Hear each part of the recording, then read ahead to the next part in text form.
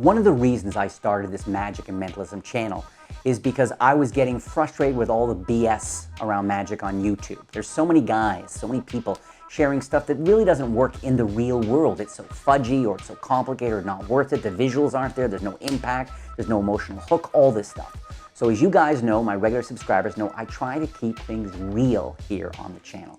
So with that in mind, I'm going to share with you something today that is probably the simplest trick I've shared on this channel up there. It's super simple, okay? There'll be a bunch of you who are familiar with this technique. However, I riffed this the other day for some friends. I was in a Starbucks, we were sitting around, they've seen me do a billion tricks. And frankly, I don't show them much magic anymore because they've seen this and that. So I just kind of riffed this, and I think it was because I riffed it. Because I headed into this barely knowing where it was going, that based on an old principle, I sort of put this together, and the reaction was crazy.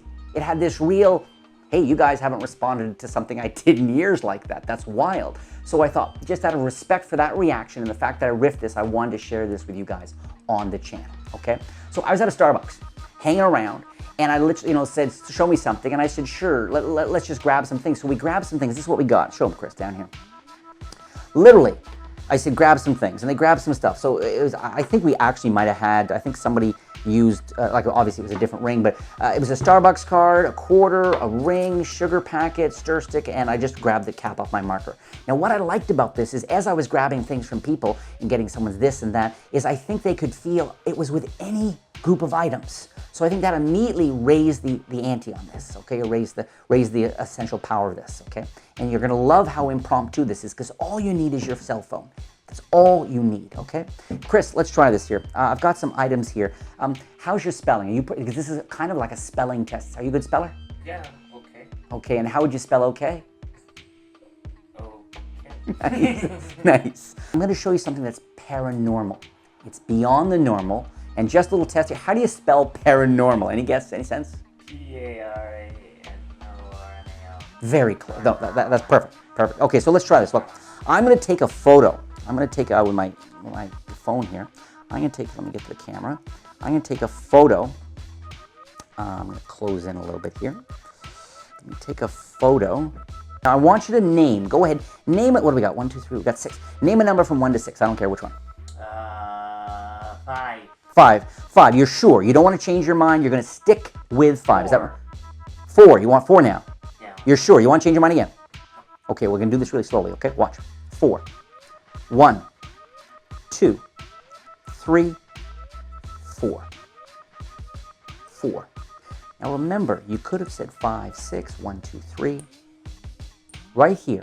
And this is what makes this paranormal, because even though you might have thought you had a free choice, from the very beginning, I want you to see my prediction was, in fact, I want to get this on camera here, the sugar pack.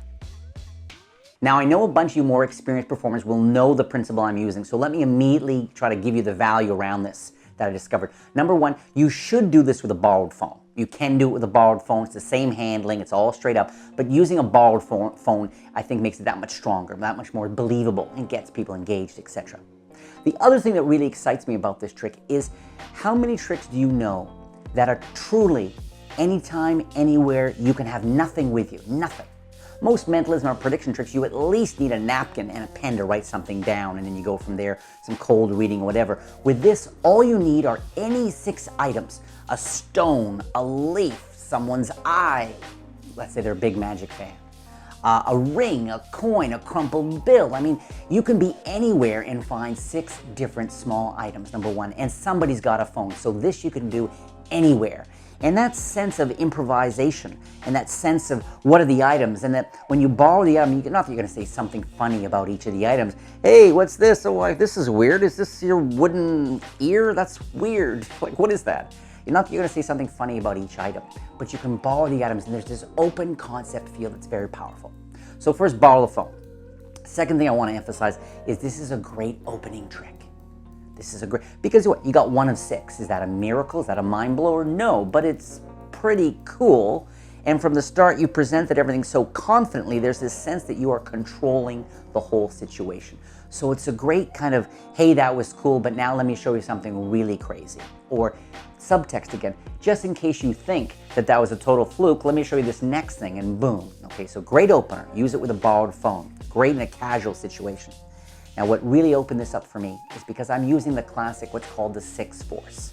And a lot of magicians, more experienced magicians, look down on the sixth force because you'll see some of the outs seem less strong than others. But that's when I discovered, and this was years ago, when I discovered I threw in spelling before I even did it, it played so much better.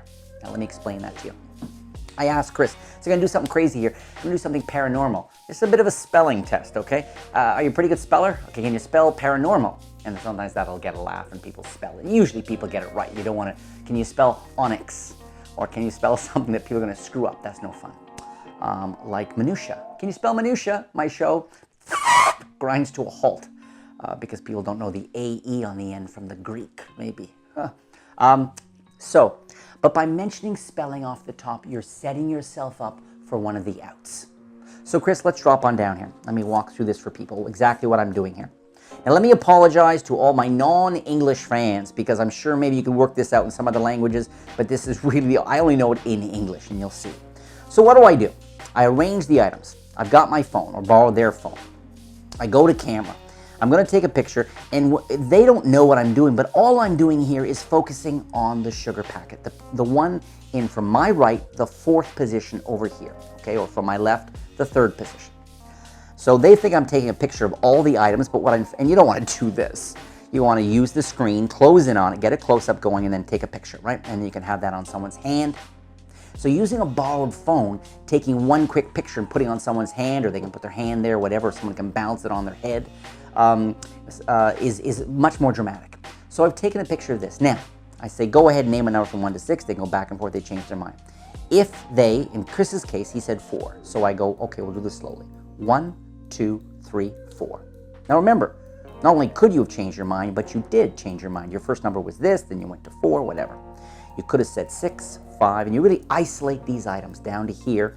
Then, of course, you ask them to turn it over. They turn the screen on, and they can go right to their own photos. And when they go to their photos, they're going to find, of course, that you did, in fact, predict the sugar packet. Wonderful drama, really surprising. Now, what happens if they don't say 4?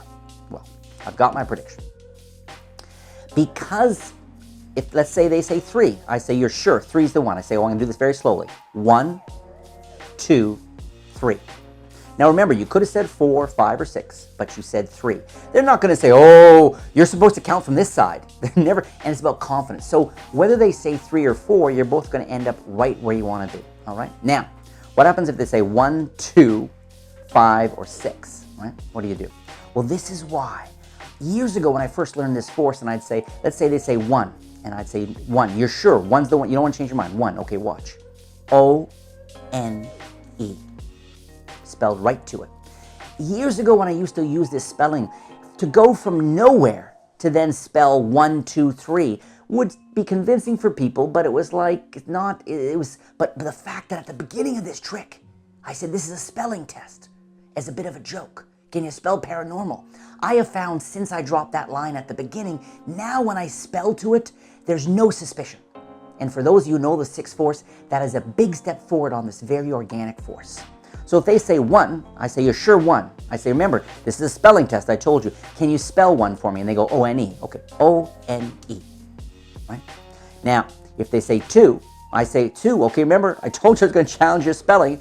It's a lot easier in paranormal. Can you spell 2 for me? And they say T-W-O. I go T-W-O.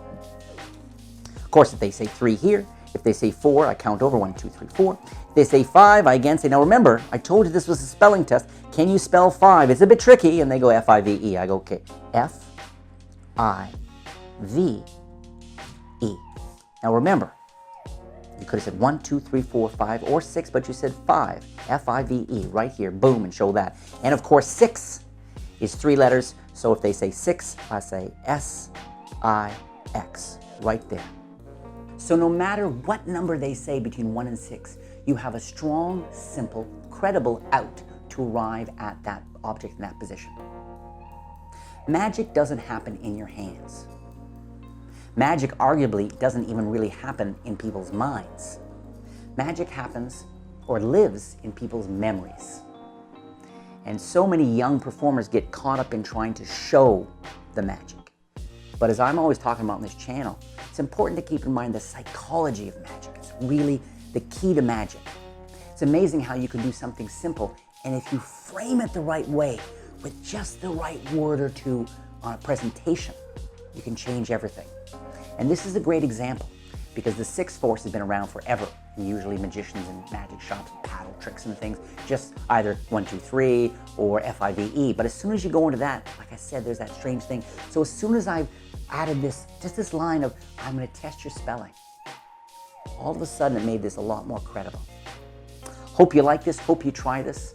There's so many different, I mean, if you like comics, you can do 6 comics, 6 Pokemon cards, 6 different drinks at a bar in order to get someone to buy a drink for you. There's so much you can do with this. Though obviously if people are getting pretty boxed with spelling, you may have to go from paranormal to, can you spell dog? Something like that, without any disparaging comments, hopefully with women around you.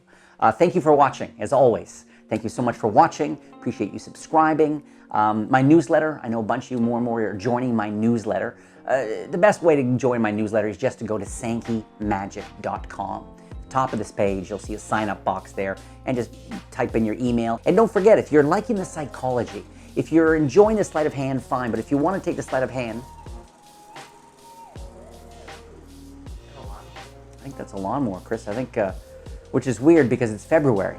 No, it's the summer here in Toronto, so my lawn, of course, looks like I bury people in it. The weeds are really high and all those ghosts. I'm going to talk through this. We're to hell with it. To hell with you, Lawnmower Man. The new Stephen King thing. I'm stuck with Stephen King these days. So I was just going to say, the psychology, if you're into the psychology of magic and you really want to, because it's hard to find the good information on that, there are a ton of videos on my InsideDeception.com video, on that website.